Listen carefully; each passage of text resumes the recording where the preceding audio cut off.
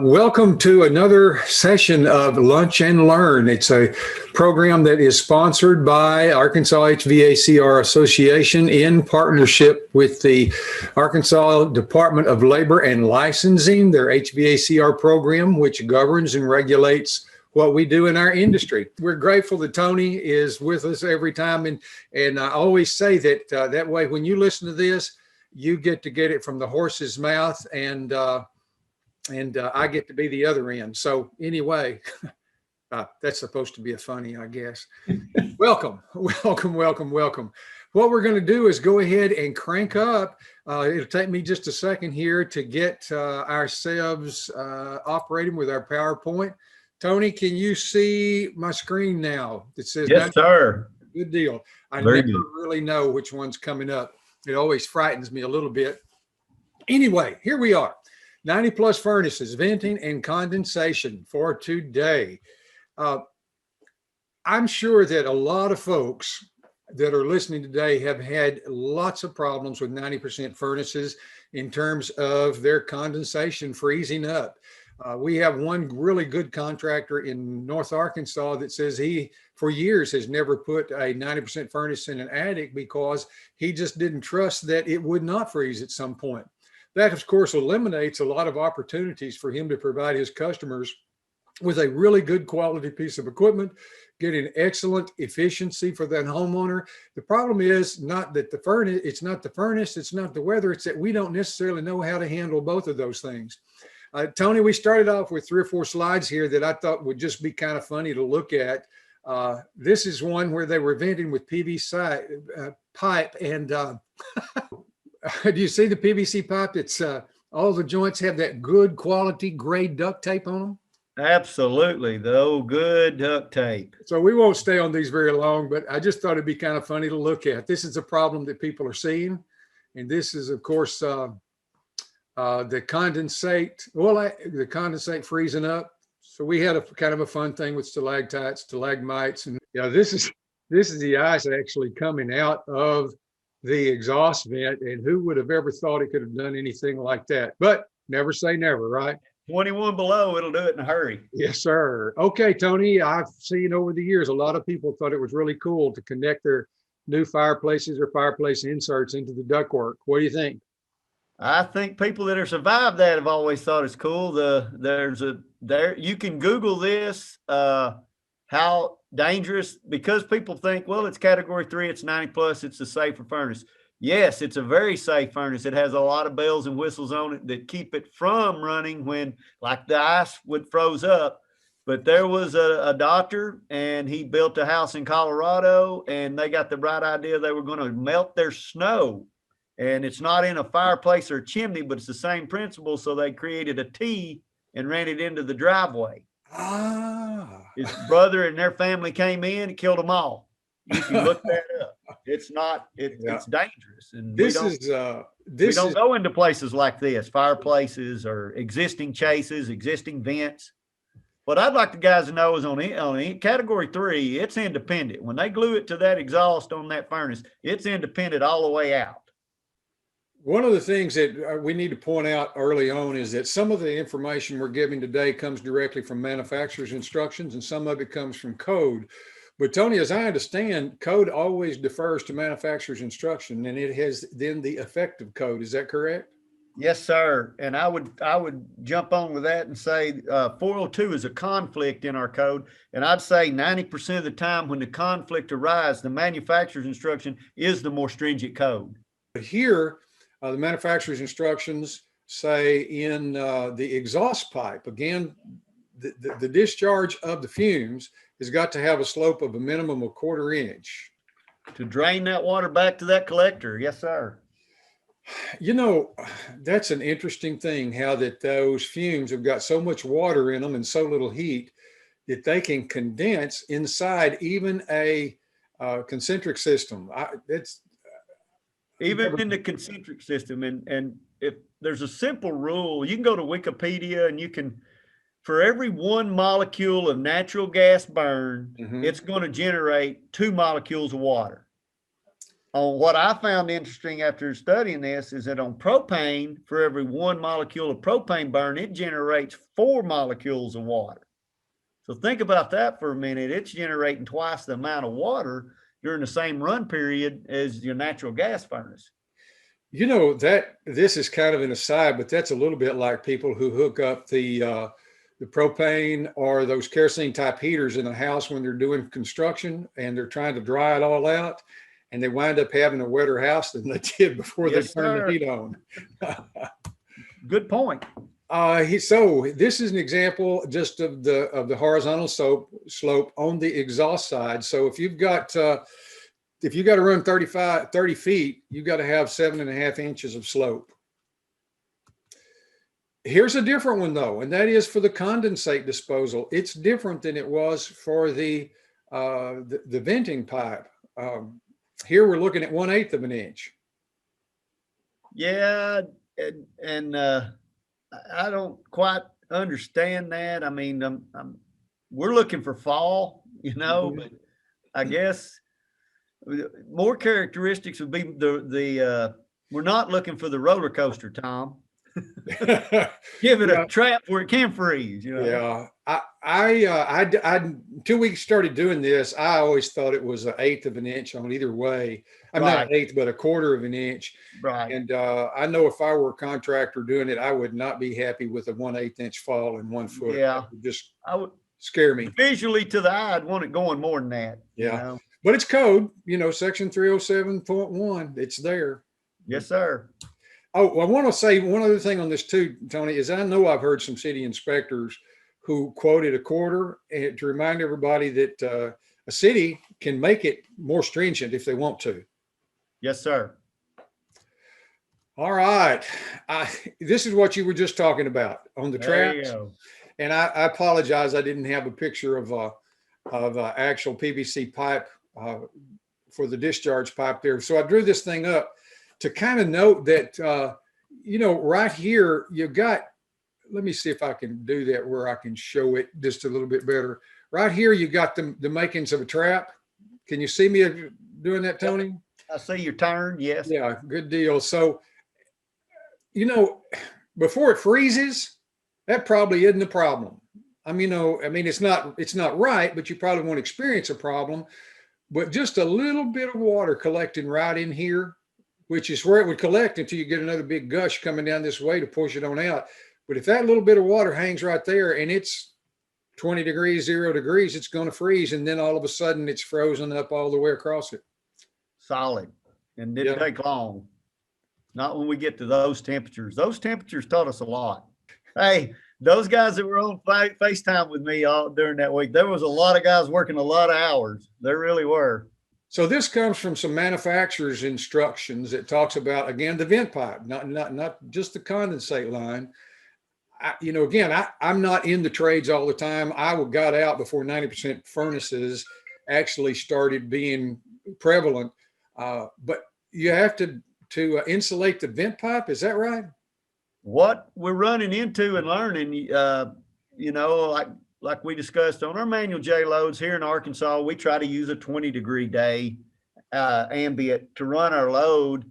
But what we're finding, the addicts of today are not the addicts of 20 years ago, where you might have had a 12 or a maximum of a 20-foot run of vent pipe, and we're having 30 to 40 to 50 foot. They might have to run and gain 20 foot at a horizontal grow just to get to the back side of the roof, because that's where they want everything. And then they go up 10, 20, 30 more feet. It's these long vent pipes, which I found very interesting. Once we hit below 0, how rapidly the length of them started cooling off before the draft inducer could override the temperature to thaw it out. And we weren't even taking in the fact the snow melt dropping down inside of there, because a lot of our vents weren't above a snow load we got. So here's what I think you were alluding to there. There you go. Is from this is from one manufacturer. And this is in a lot of the manufacturers. And if you'll see a standard 20-degree day, okay, 45 feet. Now, we do have to subtract some elbows on some of those, on some of the units. So without the insulation, well, there's several up there but we actually achieved 20 below in Fayetteville for almost, I think it was 30 hours. So look at that. Wow. 10 foot. You're just, they're just starting to get to the backside of the roof at 10 foot to go. And, you know, it was one issue after another. And once we thawed out the vent pipe, then we let the water run, and those folks that lost power would freeze back up on the vent side, on the drain side. So if you, let's say if you were, like you said, our design conditions for Central Arkansas are like 20 degrees outdoor, but we know it gets colder. So if you design for 0, you could only run 20 feet without insulation. But if you insulated it, you could run 70. 70. So that picture showing the new contractors now, a good deal. You might want to think about getting some of that Armaflex and that vent pipe from the beginning on the install. Solve that problem. Here's from a different manufacturer and the way they put theirs together. You know, winter design temperatures from say 32 to 21, 20 down to 1, the size of their equipment, and depending upon your vent pipe diameter, how far that you can run. It's pretty interesting data. It is interesting. Yeah. Here's one that's a little easier to see, and that is it takes in consideration the number of elbows and the length that you can run. That one is good because they can't run it without those 4 or 5 elbows to move it, manipulate it. That's a good point there. So that with 4 elbows, like what you just said, in a 90,000 furnace, you could only run it 24 feet in 2-inch. Yep. That's not very far with, like I said, some of these houses, you can play basketball in the attics. That's how big they are. And then, of course, the different numbers if you have concentric piping. This was just standard piping. Right. This is if you use the concentric piping. Again, it's, you know, I never realized how much a person needed to know about venting. That's interesting how much further you can go with the 3-inch pipe. I guess it has more surface it would take to freeze up, which, you know, you think about the square inches. That's very interesting. Yeah.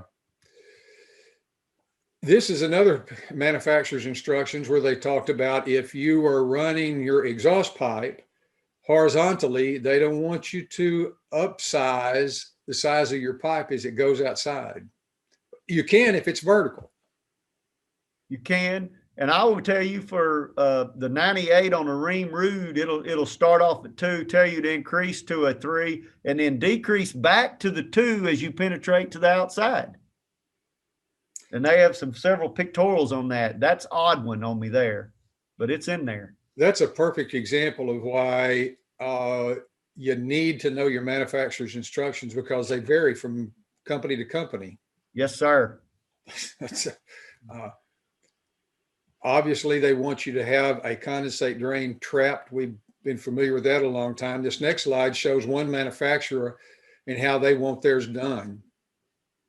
Yeah, they want that clean out at the bottom. They've got their vent relief, but they're putting a true, looks like a screw to where they could clean out the algae after the winter months you start going into and I could see a lot of that where they're starting to common drain all these, Tom. You know, have your evaporative cooler drain tie back into these. So there's some charts on how to upsize that to accommodate that, isn't there? Yes, sir. There sure is. We do have that chart in there to add the extra water load to it. This is pretty basic, but then we'll get into it further. You know, one of the things that we don't cover this week, Tony, is we don't cover like a lot of specifics on how you're supposed to actually do the installation. And that was one of the things that I was a little disappointed about, but we'll cover in the April month of Lunch and Learn. Yes, I hope we can. I hope we can dive into that a little deeper and maybe get some help from some other side on some corrective action we can do on new construction for sure to probably, you know, stop some of these problems on the get-go. Now, retrofit, you're going to have to do everything you can to protect for freezing. But on new construction, I think we might be able to come up with a fix if we can get everybody on board. that kind of brings up the subject that I'd like for everybody to spread the word that next time in our next meeting, the April meeting, we will talk about specifically how do you insulate that condensate? How do you insulate that exhaust? Today, we're just saying here, this is what code says. This is what some manufacturers have got to say. But next time is when we get into it absolutely specific. Size of the condensate waste pipe. Yeah. Yeah, that's the 3/4 inch requirement there. And then, you know, we run into some other appliances. Of course, we're really today talking about the condensing furnaces. And it's been brought up to me about ductless come out with the manufactured tubing, but it also states that tubing is to manipulate it through the wall. Once you get out, then you upsize it. But yeah, that's going to be interesting. I believe we'll get some more information on the gallons of water, grains of water that you might be thinking that we might upsize the drain line to help with that situation as well.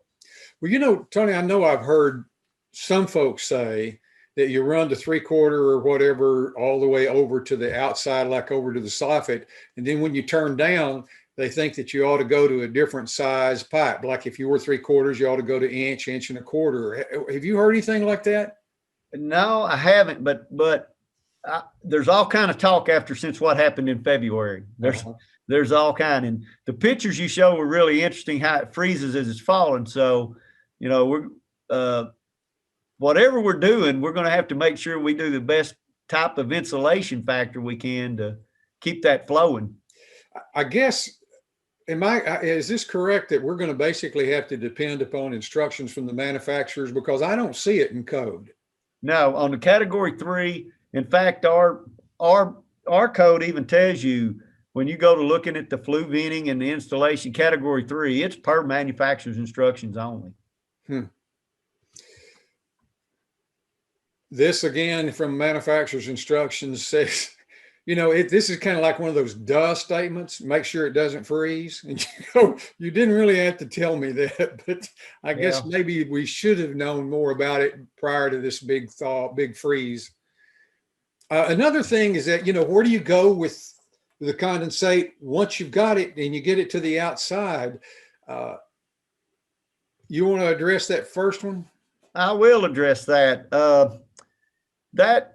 That's what we're going to try to get with some water departments and see if we can't design a system. And like I say, I'm talking about new construction. And I understand there's no way to measure it, I believe would be part of the problem, how they can put it in deal. But I've been approached by some that says, well, we might just say on that new construction home, if you're going to have a condensing furnace and we know you're going to put it in the attic, and if we design a system, you can tie it into our sanitary sewer, we'll just say, we'll add a $5, you know, charge on there, or come up to a $20 annual additional charge. And then we might be able to design a system to tie it into that. Now, with that said, we're going to have to work in conjunction with the state plumbing department. But I do know, we know for a fact, and I'm going to say this, there's houses in the county and in some certain municipalities to where there was a design as you're coming up to the top plate in new construction, before you go out, you put another trap and a standoff, just like on your washing machine, and you go up to a 2x3 increaser right at insulation level. Some snap trap guards down in them, and they have real short, if it's placed, you know, to where you can have like a 12 to 20 foot at the most drain line out of your category 3. You can keep it heat taped and Armaflex. That drain and all that pipe from that point on is insulated and inside the conditioned space. And we didn't have any problems with those houses during this time frame. We got some issues we got to work out with. We got moving parts on this one, Tom, that we all got to get in the same wagon. I think the default is that right now, most city sewer systems do not want you to do that. Is that correct? That's correct. I believe that's the standard statewide right now. And I've read things that say it won't hurt the septic, and other things that say that it may hurt the septic. So that's, again, one of those deals where you need to take that into consideration. And we'll kind of skip that next one for a minute. And if you are doing that, you probably should consider a neutralizer. That's correct. And and all of them have neutralizers. That it basically, it almost looks like your filter dryer, but it's glued in on one side, 3/4 inch PVC to the other, and neutralize that and go through there, and it's pretty clean water going out. And I think maybe if the water departments would be happy with that, that's no problem. And what would be a good point here, this would bring up the point that if you do get approved to do this, you're going to have 2 different or 3 different independent drains. You would not be allowed to add the different water. You're going to have your condensate for your summer water going one way, and then your winter months, out of your condensing furnace going into this one. So yeah, because we get so much water in the summertime that Right. would over. Correct. It would be too much. The third item there, which says plants to use. In other words, if you're going to dump it on plants, although for years I've heard, well, that's going to kill your plants. Well, little research says that azaleas and rhododendrons and Father Jealous, whatever that is, you can tell I'm not much of a master gardener. They like a pH of 5.5, and our discharge water is, again, depending upon what you believe, somewhere in that neck of the woods. On this particular chart, it shows that flue gas condensate is somewhere between 2.9 and 4. I've read that it's anywhere from like 3.5 up to 7. So I don't really know. I've not actually gone out and collected it and been able to run a test on it to know, but it's somewhere in that range.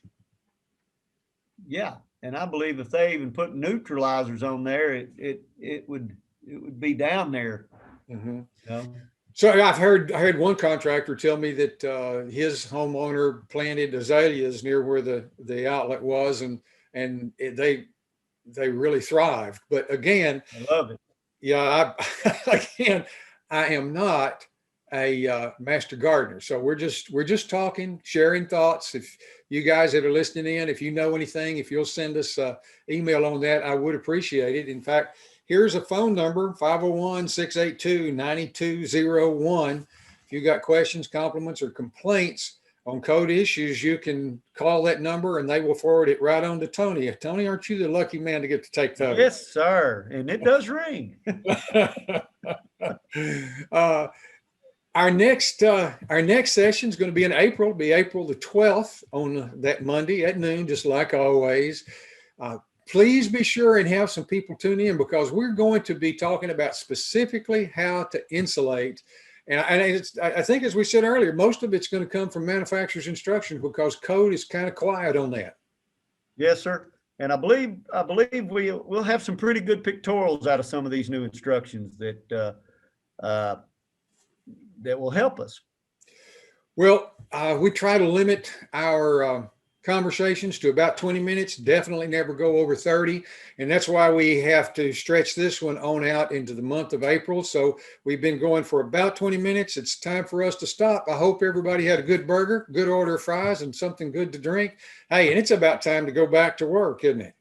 Yes, sir. Okay. Thank you guys very much. And we appreciate you. Tune in again next month on April the 12th and Monday at noon, and we will continue this topic. Until then, have fun. Thank you, Tom.